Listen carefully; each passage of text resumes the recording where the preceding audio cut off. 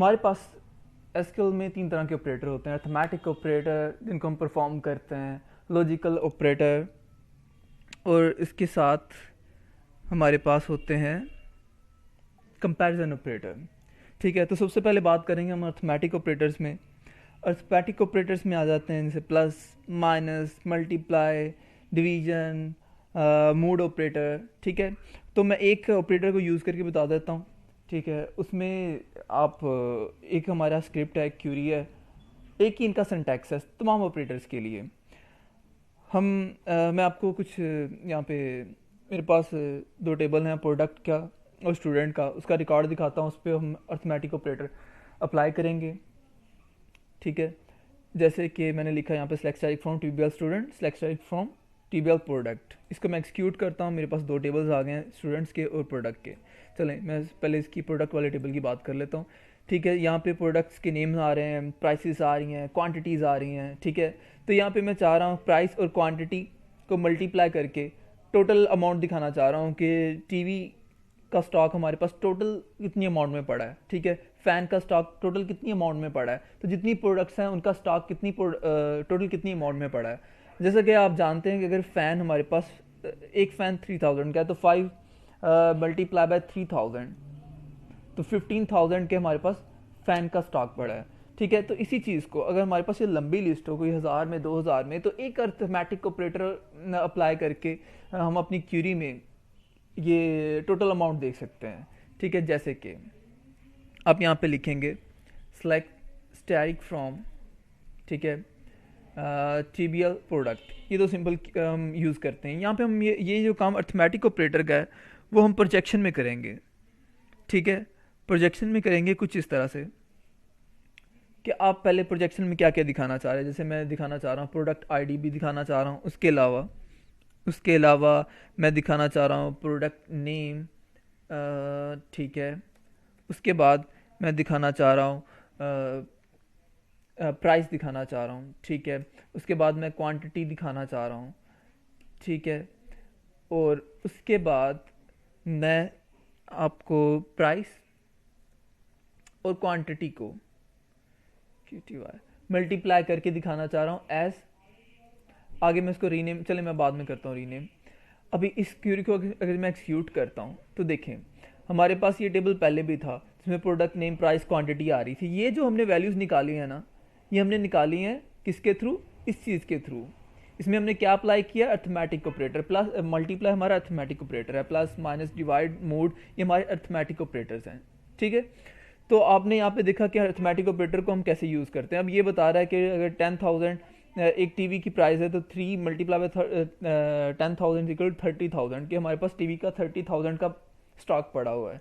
ठीक है, ऊपर इस कॉलम का कोई नेम नहीं आ रहा, इसको आप रीनेम करना चाहें तो एज का कीवर्ड यूज़ करके आप रीनेम कर सकते हैं। जैसे मैं कहता हूँ टोटल स्टॉक, और रीनेम करते वक्त अगर आपने जो न्यू नेम देना होता है कॉलम को, ठीक है, तो अगर तो उसमें स्पेस नहीं तो आप ऐसे लिख सकते हैं। ठीक है, अब आप देखा ऊपर टोटल स्टॉक आ रहा है, और एज का कीवर्ड आप लगाएं या ना लगाएं ये ऑप्शनल है, इसके बगैर भी ये क्यूरी वर्क करती है। लेकिन अगर आपने स्पेस मेंशन करनी है नेम में तो आपको ज़रूरी हो जाएगा कि जो आप न्यू नेम असाइन कर रहे हैं टेम्प्रेरी तौर पे, ठीक है, उसके आगे और पीछे डबल कोटेशन लगा दें, तो अब ये आपको अलाउ करेगा कि आप जो न्यू नेम दे रहे हैं, टेम्प्रेरी नेम दे रहे हैं, उसमें स्पेस इंक्लूड कर सकें। ठीक है, तो ये आपने देखा अर्थमेटिक ऑपरेटर को कैसे यूज़ करते हैं। प्लस यहाँ यूज़ कर लें, माइनस यहाँ यूज़ कर लें, तब भी ये काम करेगा। हालांकि इसका कोई तुक नहीं बनता, लेकिन मैं आपको ऐसे यूज़ करना बता रहा हूँ। माइनस यूज़ कर लें, डिवीजन यूज़ कर लें, ठीक है, मॉडुलस का साइन यूज़ कर लें।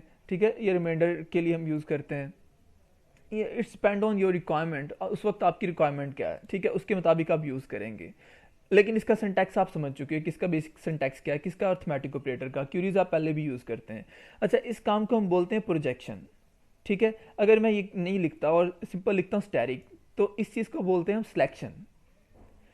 और जब मैं ये स्टैटिक की बजाय कुछ स्पेसिफिक कॉलम को प्रिंट आउट करने को कहता हूँ तो इसको चीज़ को हम बोलते हैं प्रोजेक्शन। अगर हम आम लाइफ में भी देखें, जैसे प्रोजेक्टर है आपका, मैं अपने लैपटॉप से प्रोजेक्टर को कनेक्ट करता हूँ, और प्रोजेक्टर पे क्या डिस्प्ले हो रहा होता है, जो मेरी लैपटॉप की स्क्रीन पे डिस्प्ले हो रहा होता है। हालांकि मेरे लैपटॉप में बहुत सारी चीज़ें पड़ी हैं, ठीक है, वो सारी फाइल्स पड़ी हैं, लेकिन प्रोजेक्टर पे सिर्फ वो शो हो रहा था जो हम दिखाना चाह रहे हैं। इसी तरह सेम इस स्लैक की क्यूरी में जो आप दिखाना चाह रहे हैं, प्रोडक्ट आईडी नहीं दिखाना चाह रहे हैं, ना दिखाएं, ठीक है, इसको हटा दें, तो प्रोडक्ट आईडी नहीं आ रही। लेकिन सिलेक्ट जब आप स्टैटिक लगा देते हैं तो सिलेक्शन होती है, उसमें सारे का सारे कॉलम्स ही डिस्प्ले होते हैं। तो यहाँ आपने देखा अर्थमेटिक ऑपरेटर्स को हम कैसे यूज़ करते हैं। बाकी कुछ एग्जांपल आपको मैं मटेरियल शेयर कर दूंगा, उसमें आप मज़ीद प्रैक्टिस कर लीजिएगा। ठीक है, नेक्स्ट हम आते हैं ठीक है लॉजिकल ऑपरेटर की तरफ। हमारे पास 3 तरह के लॉजिकल ऑपरेटर होते हैं, एंड, और, नॉट।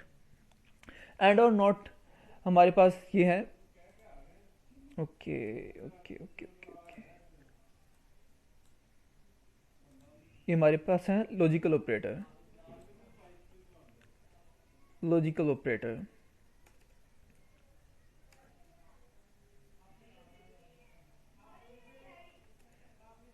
एंड और नॉट। ठीक है, लॉजिकल ऑपरेटर जब हम एंड की बात करते हैं तो and operator true if both Boolean expression are true. जब हम दो कंडीशन को आपस में कंपैरिजन कर रहे होते हैं और दोनों कंडीशन ट्रू होती हैं, तभी रिजल्ट डिस्प्ले होता है एंड ऑपरेटर के जुमरे में। और अगर जब हम और ऑपरेटर अप्लाई करते हैं तो true if other Boolean expression is true. दो कंडीशन हो तो उसमें एक भी कंडीशन ट्रू हो जाए तो और ऑपरेटर अगर हमने यूज़ किया तो आंसर डिस्प्ले हो जाता है। ठीक है, अगर हम नॉट ऑपरेटर की बात करें तो रिवर्स कर देता है आपकी आउटपुट को, reverse the value of any other Boolean operator. अगर तो आंसर आपका ट्रू में है तो फॉल्स में ले आता है, फॉल्स में है तो ट्रू में ले आता है। जैसे मैं कहता हूँ कि सबका रिकॉर्ड दिखाओ मुझे सिवाय हमजा का, तो हमजा को छोड़ के सबका दिखाएगा, तो वहां पे मैं नॉट ऑपरेटर यूज करूंगा।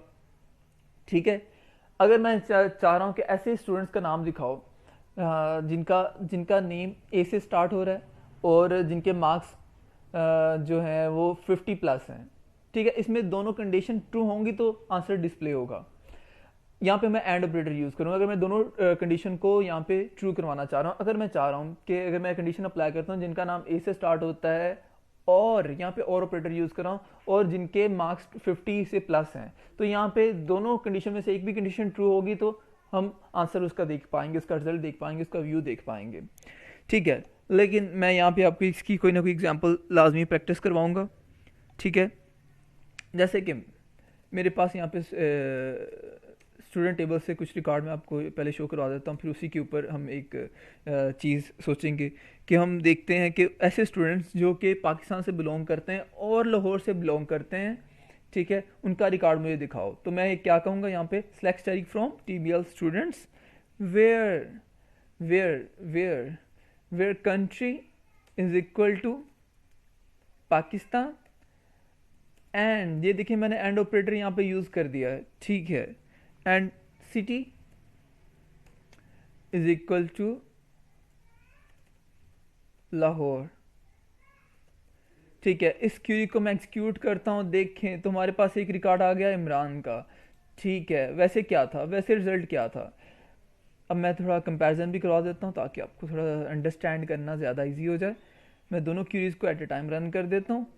तो यहाँ पे देखें सिर्फ लाहौर से कौन बिलोंग करता है, इमरान, उसके अलावा लाहौर से कोई भी बिलोंग नहीं करता। ठीक है, हालांकि पाकिस्तान में और भी थे जैसे उस्मान भी था, एतजाज भी था, लेकिन उसने दोनों कंडीशन जो ट्रू कर रहा था उसको लेके आया। इसी में अगर मैं थोड़ी सी चेंजिंग करता हूँ, ठीक है, एंड की बजाय यहाँ पे और ऑपरेटर यूज़ कर देता हूँ, तो जैसे कि आप जानते हैं कि और ऑपरेटर में अगर ये कंडीशन और इस कंडीशन में से एक भी कंडीशन ट्रू हो जाएगी तो वो रिकॉर्ड ले आएगा।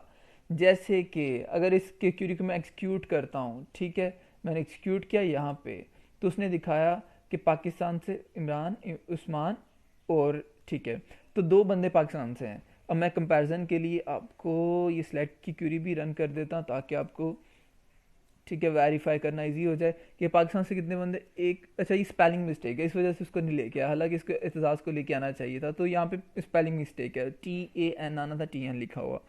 ठीक है, तो ये आपको वैल्यू इंटर करते वक्त काफ़ी ध्यान रखना पड़ता है। अब जैसे ये पाकिस्तान से बिलोंग करता है, पाकिस्तान से आ गया, हालांकि हासिलपुर से हमने लाहौर की कंडीशन लगाई थी, लेकिन उस्मान हासिलपुर से बिलोंग करता है, उसका रिकॉर्ड भी आया। क्यों आया, क्योंकि उसकी कंट्री वाली कंडीशन ट्रू हो गई, कंट्री वाली की उसकी कंट्री पाकिस्तान है।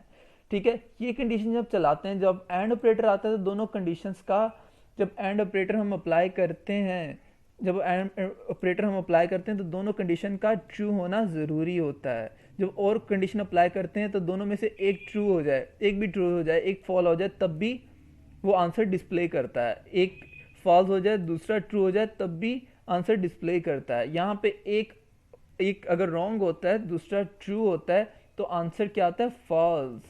कंडीशन फॉल्स आती है यहाँ पे। ठीक है, आई होप सो आपने इसको समझ लिया होगा एंड ऑपरेटर को हम कैसे यूज़ करते हैं। ठीक है, तो आगे मैं बढ़ता हूँ लॉजिक कंपैरिजन ऑपरेटर की तरफ। हमारे पास कंपैरिजन ऑपरेटर होते हैं। ठीक है, कंपैरिजन ऑपरेटर। ओके,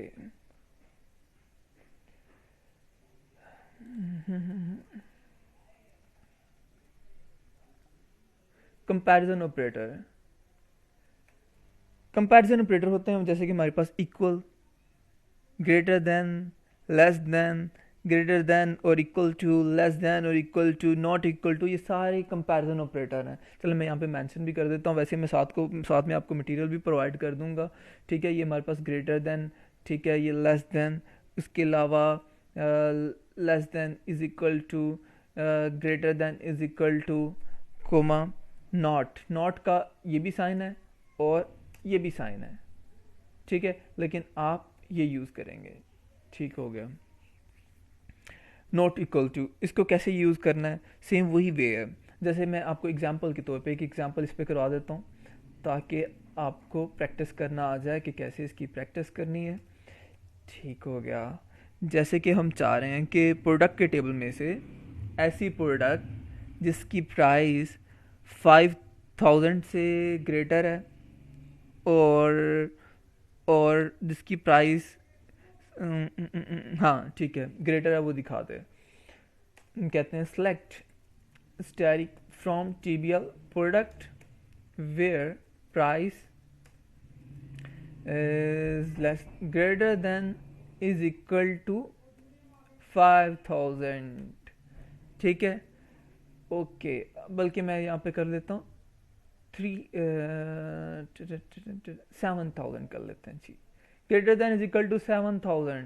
ठीक है, इसको मैंने रन किया तो हमारे पास आ गए 4 रिकॉर्ड्स, ओवन, एसी, और देखिए ना ओवन की 7000 है, बाकी सबकी प्राइस इससे हाई है। ठीक है, तो बिल्कुल कंडीशन ट्रू है। हमने यही कहा था या तो इक्वल हो या उससे हाई हो। अगर इक्वल का साइन हटा देंगे तो क्या 7000 ओवन का रिकॉर्ड यहाँ पे आना चाहिए? नहीं आना चाहिए। क्यों नहीं आना चाहिए? क्योंकि हमने कंडीशन में इज इक्वल टू ख़त्म कर दिया है कि इससे 7000 से ग्रेटर ही दिखाना। यही कंडीशन को हम लेस कर देते हैं तो क्या होगा कि 7000 से जो लेस अमाउंट में प्रोडक्ट है उसका रिकॉर्ड आ जाएगा। इज इक्वल टू कर देते हैं तो ओवन का रिकॉर्ड भी आ जाएगा और उससे लेस भी आ जाएगा। बिल्कुल, आप अच्छी तरह समझ गए हैं। अगर मैं कहता हूँ 7000 के अलावा सारी ही दिखा दे मुझे 7000 के अलावा, तो उसका वे ये था उसने 7000 को निकाल दिया, ओवन को निकाल दिया, बाकी सब ये जो 7 ही 70,000 है। ठीक है, सब बाकी सबको दिखा दिया। तो ये आपने देखा कि कंपैरिजन ऑपरेटर को कैसे यूज़ करते हैं, लॉजिकल ऑपरेटर्स को कैसे यूज़ करते हैं। ठीक है, अर्थमेटिक ऑपरेटर्स को कैसे यूज़ करते हैं। बाकी इसका मैं मटेरियल आपको शेयर करूँगा, उसको आपने पढ़ना है, उसकी प्रैक्टिस करनी है। इससे रेलिवेंट कोई भी आपका क्वेश्चन हो आप मुझसे कर सकते हैं। अपना ख्याल रखिएगा। अल्लाह हाफिज़।